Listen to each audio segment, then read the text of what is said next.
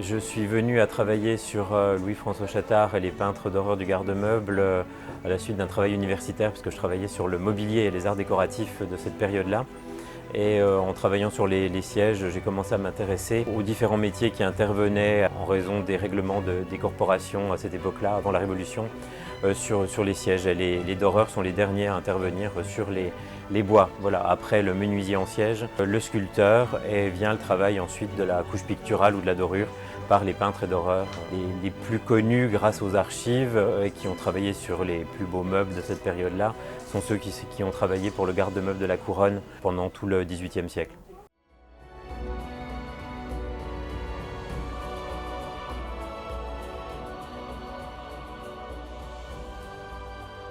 Il y a de très grosses commandes pour la Couronne avec une volonté de meubler de façon permanente toutes les résidences royales. Avant, le mobilier avait tendance à être un peu mouvant.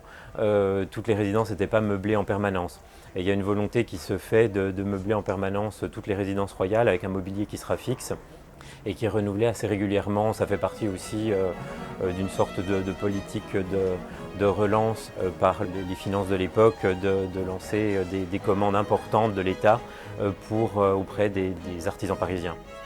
Les artisans qui ont travaillé pour le garde-meuble de la Couronne, alors le principal fournisseur c'est Louis-François Chattard, qui commence à livrer à partir des années 1784 à peu près. Mais il y en a d'autres qui viennent en renfort. Les commandes sont importantes, il ne peut pas répondre à toutes les commandes. Donc on fait appel aux artisans parisiens, soit qui travaillent déjà pour les bâtiments, soit qui étaient déjà connus pour leur excellence dans leur savoir-faire dans ces métiers-là. Et grâce aux archives, on arrive à retrouver au moins en partie leur histoire familiale et aussi leur commande pour le garde-meuble bien sûr, grâce aux archives du garde-meuble qui sont conservées aux archives nationales, mais aussi pour d'autres clients particuliers.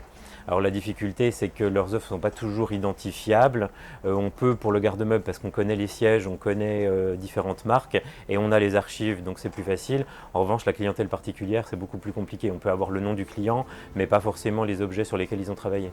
Le garde-meuble, c'est effectivement l'ancêtre du mobilier national d'aujourd'hui, qui existe depuis une période ancienne, qui avait pour vocation de meubler les résidences royales.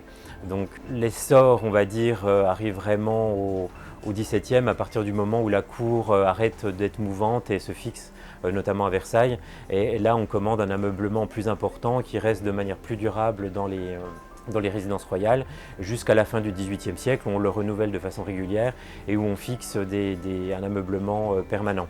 Donc c'est une administration importante qui fait appel à beaucoup de corps de métier, mais qui en fait fait appel aussi à beaucoup de prestataires indépendants.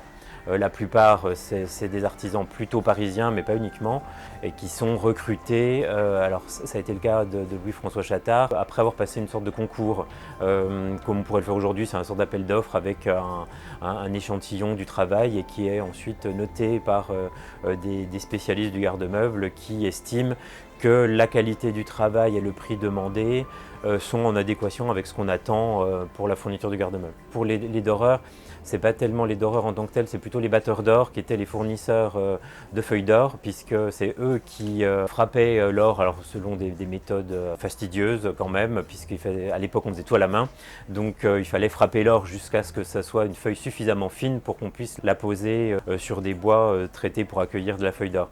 Donc c'était des métiers très réglementés, la corporation était plutôt petite, très contrôlée bien sûr. Les doreurs en tant que tels, eux, étaient issus de l'Académie de Saint-Luc, qui a connu plusieurs modifications au courant du XVIIIe siècle. Donc ils se spécialisaient soit dans plutôt la peinture ou la dorure, ou les deux pour ceux qui travaillaient pour le garde-meuble. Là c'était un petit peu différent, mais c'est surtout les batteurs d'or qui étaient très réglementés. En travaillant sur Chattard, on avait beaucoup de choses à partir des années 84 jusqu'à la Révolution. Ils continuaient à travailler après la Révolution pour l'Empire, le garde-meuble impérial avec les commandes de Napoléon. Les autres noms qui apparaissaient en travaillant un peu sur leur vie, ça s'est un peu enchaîné parce que ça s'organisait un petit peu autour de la vie du garde-meuble. Et ensuite, la logique, c'était de travailler sur les autres métiers autour, donc les batteurs d'or qui pouvaient fournir les feuilles d'or, sur l'Académie de Saint-Luc, parce que c'est un moment assez particulier où la corporation évolue suite aux volontés de supprimer les jurantes, donc les corporations pour libéraliser un peu l'économie, ce qui a été un échec après les édits de Turgot, mais qui sera validé par la Révolution et la fin des corporations. Également, l'ouvrage de Watin qui, à l'époque, expliquait quel était le métier du peintre d'horreur vernisseur.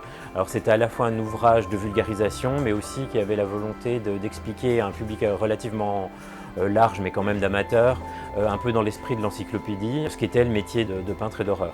Donc en fait, ça s'est un peu articulé autour de ça. Autour de Chattard sont venus ses autres collègues ou confrères qui travaillaient pour le garde-meuble, fournisseurs du garde-meuble.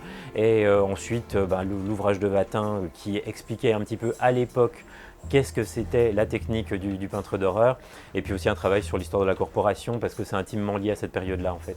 Voilà, quand l'ouvrage arrive, nous, notre travail finalement le plus gros est déjà terminé, donc c'est un peu ambigu, mais c'est un peu le travail enfin achevé, puis enfin diffusé pour d'autres personnes qui vont soit découvrir ou redécouvrir des choses qu'ils peuvent connaître, puisque l'intérêt aussi c'est que Chattard et les autres d'horreur du garde-meuble ont travaillé sur des meubles qui sont pour certains très connus, qu'on voit à Versailles, au Louvre, et parfois on méconnaît un peu l'aspect de ces différents artisans qui sont intervenus sur ce mobilier prestigieux. C'est une petite pierre à l'édifice. J'espère qu'à chaque fois qu'on rencontrera ces différents noms, soit par des marques ou dans des documents d'archives, on se référera au livre et on pourra avoir une petite idée de la vie que chacun d'eux a pu avoir à l'époque. Alors ça donne une image parcellaire forcément, mais ça donne au moins une petite idée de qui il pouvait être. Voilà.